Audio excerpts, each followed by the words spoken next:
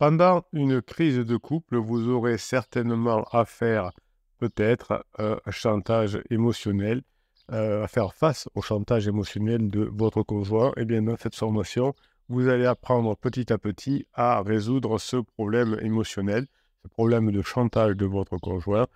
Cette formation est faite pour ça.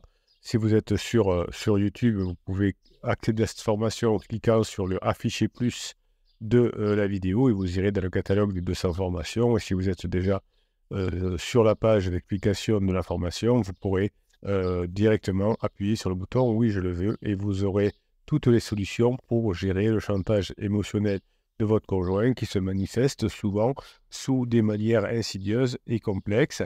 Vous avez ce chantage émotionnel qui va révéler les profondeurs des dynamiques de pouvoir et de vulnérabilité qui vont exister entre vous et votre conjoint.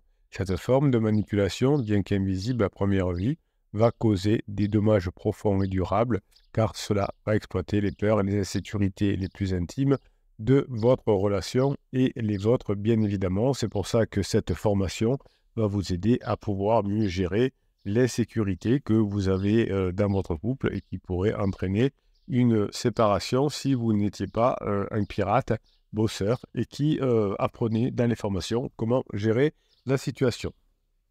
L'origine du chantage émotionnel réside souvent dans un déséquilibre de pouvoir au sein du couple.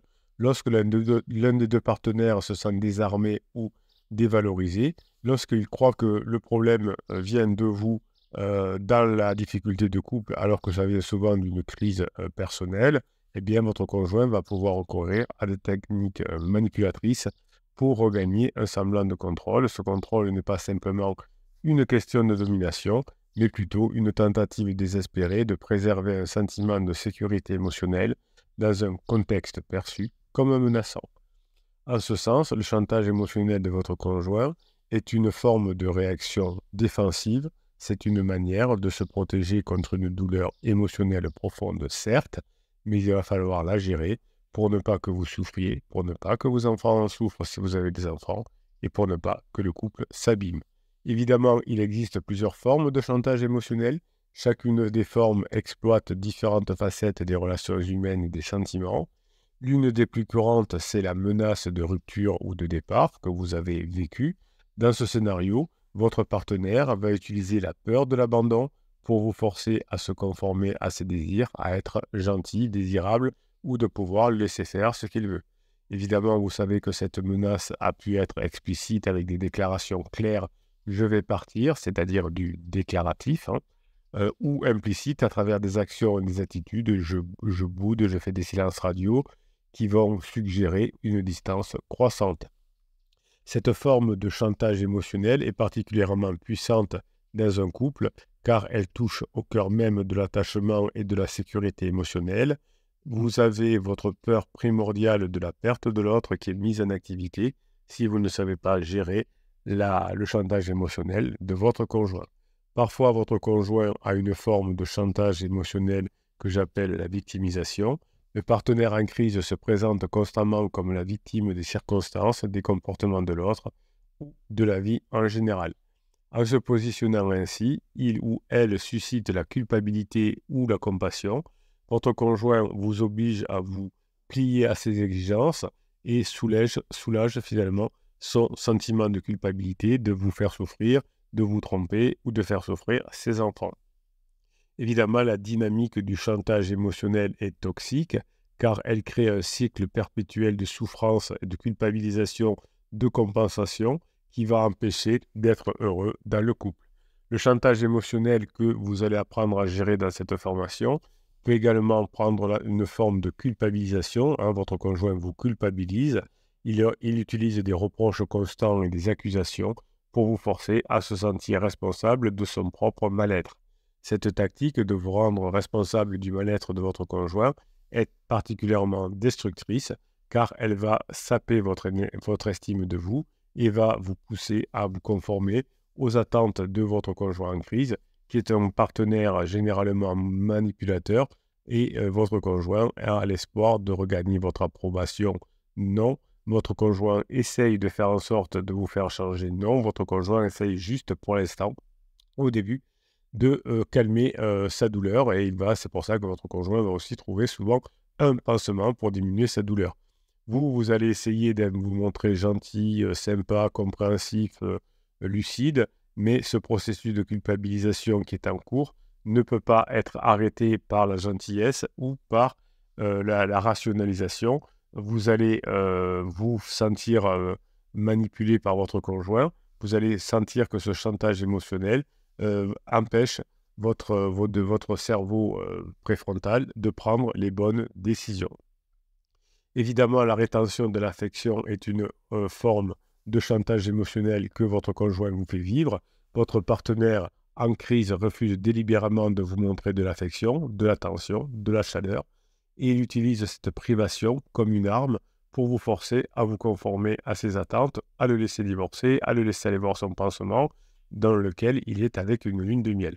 Cette tactique est particulièrement efficace car elle joue sur le besoin humain fondamental de connexion et d'appropriation. Vous souffrez car vous êtes privé de l'un de ces éléments, connexion ou approbation, et votre conjoint, avec son côté manipulateur, son côté chantage émotionnel, va créer un état de tension chez vous et de désespoir qui peut vous pousser à des concessions que vous n'auriez pas fait autrement, et ça peut aussi vous entraîner à des formes de souffrance importantes. On a eu même des personnes, pas chez les pirates parce que vous êtes bien entouré, mais chez d'autres personnes qui ont fait des tentatives de suicide quand ils ne savaient pas gérer ce chantage émotionnel. Heureusement, dans la formation, vous apprenez à gérer ces différents chantages émotionnels. Il y a un chantage émotionnel également que vous allez apprendre à gérer.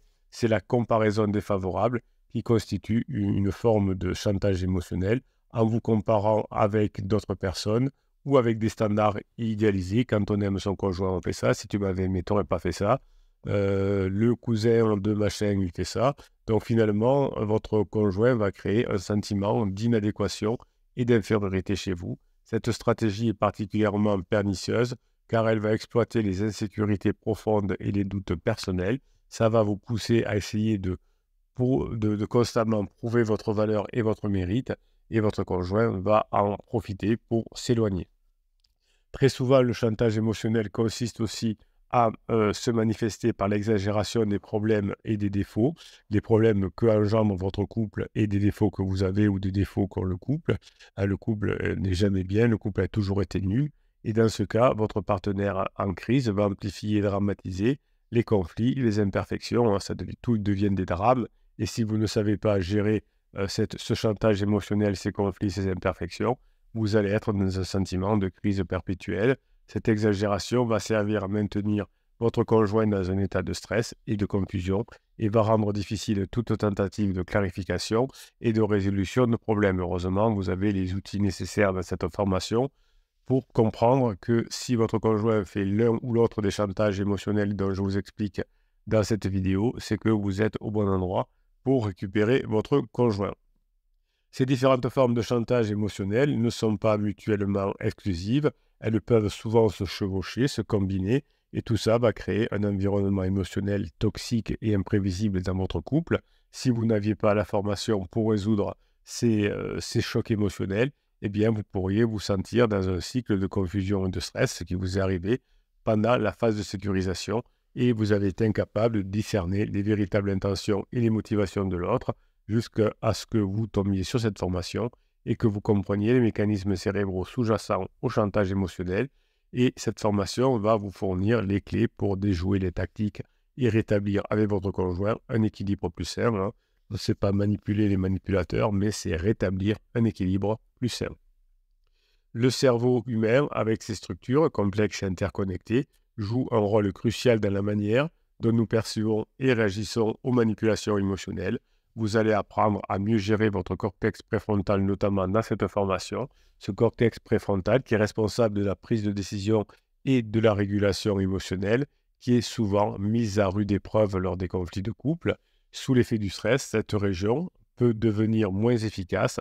Dans la formation, vous allez apprendre à le réactiver et à rendre votre conjoint de façon plus raisonnable, et vous allez amener votre conjoint à réagir de manière beaucoup moins impulsive et émotionnelle, car en apprenant à renforcer cette partie du cerveau chez vous, par des exercices cognitifs et des pratiques de neuro-hypnose notamment. Cela va vous aider à développer une meilleure résilience émotionnelle face au chantage émotionnel et une meilleure capacité accrue à gérer les situations.